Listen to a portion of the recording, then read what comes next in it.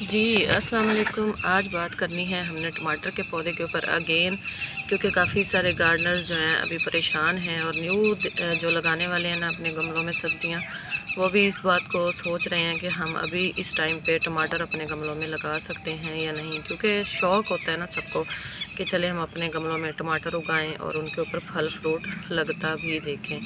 तो आज आपको बताऊँगी कि आप अभी इस टाइम पे टमाटर का पौधा लगा सकते हैं, क्या ये ग्रो होगा या नहीं होगा, या फिर अगर ग्रो होगा तो इसको टेम्परेचर कौन सा पसंद होगा।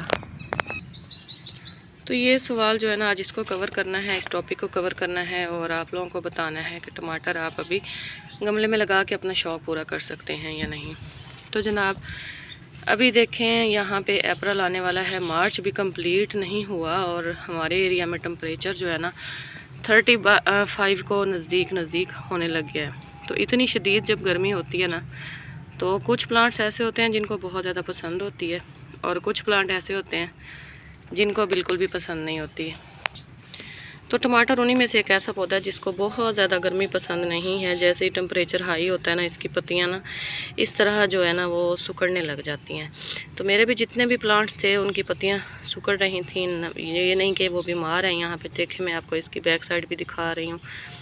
कोई तेला नहीं है, ना काला ना सफ़ेद, ना मिलीबग का अटैक है, कोई भी एक दाना किसी चीज़ का नज़र आपको यहाँ पे नहीं आएगा। लेकिन जो गर्मी की शिद्दत है ना, उसकी वजह से एकदम से जो गर्मी हो गई ना, उसकी वजह से इसके पत्ते जो हैं वो सुकड़ने लग गए हैं।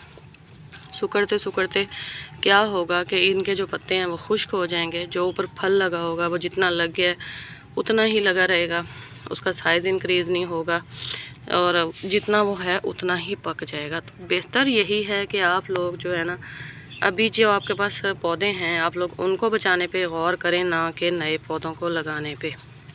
मैंने कभी भी टमाटर की पनीरी बाज़ार से नहीं ख़रीदी। मैं सीज़न में जो है या जो भी टमाटर गल जाए उसको डालती रहती हूँ मट्टी में, या फिर किचन वेस्ट कंपोस्ट बनाने के लिए डाल देती हूँ। तो जब सीज़न आता है ना तो ख़ुद ब खुद ये पौधे मेरे पास तैयार निकल आते हैं। तो आप लोग भी अगर कोई टमाटर गल जाता है तो इसको फेंकते रहें, सीज़न आएगा ख़ुद ब खुद पनीरियाँ निकलती आएँगी और आप लोगों के पौधे तैयार होते जाएँगे।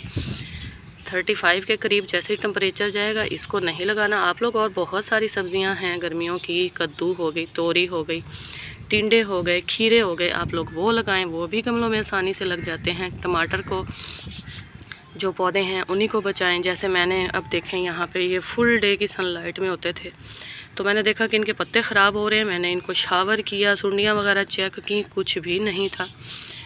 लेकिन फिर मुझे इनको साए में शिफ्ट करना पड़ा। अब यहाँ सुबह की 2-3 घंटे की धूप आती है और उसके बाद पूरे दिन की यहाँ पे छाँव रहती है। तो मुझे अपने यही प्लांट्स बचाने हैं और ज़्यादा मज़ीद अभी टमाटर के प्लांट नहीं बनाने। मैं आपको दिखाती हूँ कि जो पनीरियाँ नई निकल रही हैं ना ज़मीन से, उनकी क्या हालत है।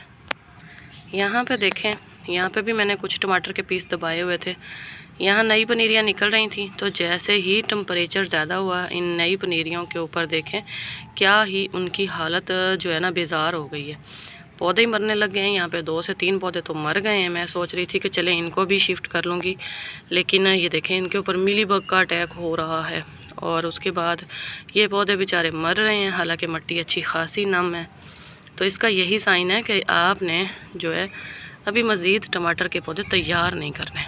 आप लोगों ने जो आपके पास हैं उनको बचाने पे गौर करना है। जो फ्रूट लगा हुआ है उनको बचाने पे गौर करना है। मैंने अभी जिस पौधे पे फ्रूट लगा हुआ है ना उसको उठाया, सिर्फ 2-3 घंटे की धूप में उसको लगेगी, फिर उसको उठाऊंगी और फिर उसको अंडर कर दूंगी दीवार के साथ, ताकि जो है साए में हो जाए। तो इस तरह उनकी केयर कर लें।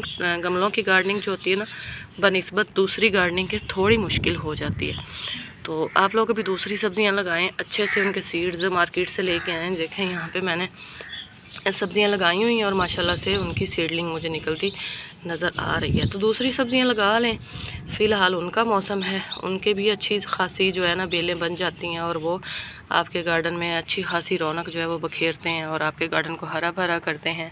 और फिर आपके गार्डन में परिंदे भी आते हैं, जैसे यहाँ के मैं आपको दिखाती हूँ। यहाँ छोटी चिड़िया आ चुकी है एज पे, ये देखें। ऑर्गेनिक गार्डनिंग करेंगे तो परिंदे आपके गार्डन में ज़रूर आएंगे।